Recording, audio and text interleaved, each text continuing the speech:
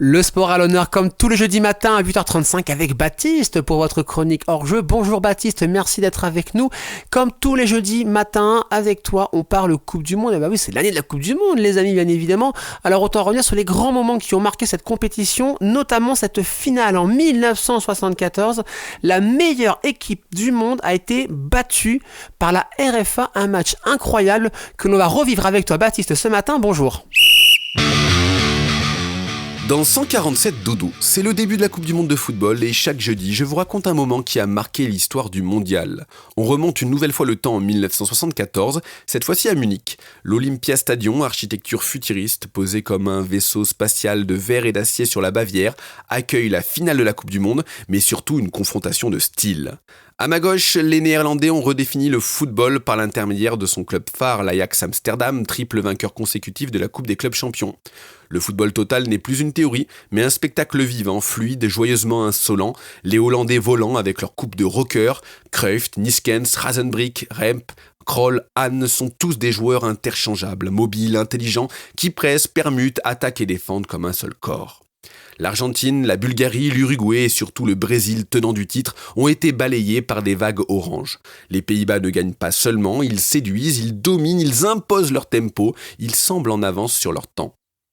À ma droite, la RFA avance autrement, plus terrienne, plus silencieuse, presque laborieuse en comparaison. Battus par la RDA en phase de groupe, les Allemands ont souvent plié mais n'ont jamais rompu. Ils ont ensuite éliminé difficilement la Yougoslavie, la Suède et la Pologne.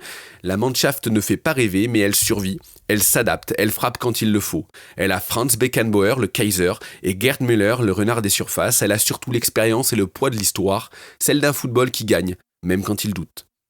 Dès les premiers instants de cette finale, les Allemands ne touchent pas le ballon avant la deuxième minute. Dès l'engagement, les Néerlandais font tourner sans qu'aucun défenseur allemand ne puisse toucher le cuir. Au bout de longues secondes, Cruyff décroche, il accélère, perce l'axe allemand, il élimine Vox d'un crochet sec, et alors qu'il s'apprête à pénétrer dans la surface, Uli Hoeneß le fauche devant l'arbitre anglais qui siffle logiquement penalty. Johan Niskens se charge de le transformer, il frappe fort plein axe 1-0. Le monde n'a pas eu le temps de s'installer confortablement pour apprécier le match que tout semble confirmer ce que l'on croyait savoir. Les Pays-Bas sont trop forts, ils sont trop rapides, ils sont trop modernes. Mais cette avance précoce est un poison lent. Les Néerlandais, grisés, continuent de jouer comme si le match devait leur obéir. Ils monopolisent le ballon, mais leur domination reste stérile. La RFA, piquée au vif, se réorganise malgré la gifle initiale. Vogt se recolle à Cruyff comme une ombre têtue. À la 25e minute, Oldenbein, côté gauche, repique vers l'intérieur et met le feu dans la défense batave. L'ailier allemand s'effondre dans la surface après un contact avec Janssen. L'arbitre désigne à nouveau le point de pénalty. Le geste est contesté encore aujourd'hui, car si le contact est réel, il semble que Oldenbein en rajoute clairement pour forcer la décision du directeur de jeu. Quoi qu'il en soit, Breitner remet les équipes à égalité, un partout. Le stade gronde, le match est relancé. Les Pays-Bas doutent pour la première fois du tournoi. Leur football, si fluide jusque-là, se heurte à une équipe qui accepte de souffrir, de défendre bas et de fermer les espaces. Cruyff décroche toujours, mais Vox le suit jusqu'au milieu. Rasenbrink trouve moins de profondeur. Les centres sont repoussés, la RFA gagne du temps, et juste avant la mi-temps, le coup fatal tombe. Sur une attaque rapide, Bonhoff déborde à droite et élimine Krol. Il centre en retrait, Gerd Müller contrôle dos au but et surprend les défenseurs centraux hollandais. Il se retourne dans un mouchoir de poche et frappe en pivot du droit. La frappe croisée termine sa course au fond des filets sans que le gardien hollandais ne donne tout pour repousser la balle. 2-1. La seconde période ressemble à un long siège. Les Néerlandais attaquent encore. Les occasions se multiplient. Sur un centre de Van de Kerkhoff, Rep puis Jensen, tous les deux de la tête, sont tout près de tromper la vigilance de la défense ouest-allemande. Après une percée autoritaire, un tir de Rep frôle le poteau. Une sortie ratée de Meyer manque de se transformer en but contre son camp de Schwarzenbeck. Une frappe de Hahn est détournée.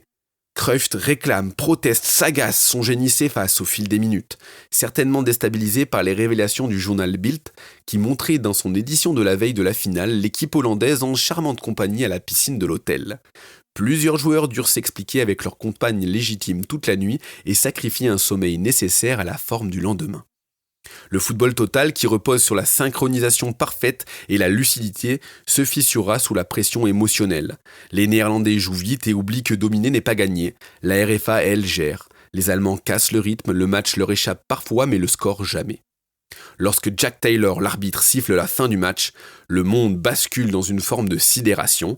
La RFA championne du monde pour la 2e fois, et pour la 2e fois, le pays devient le bourreau de la plus belle équipe de son époque.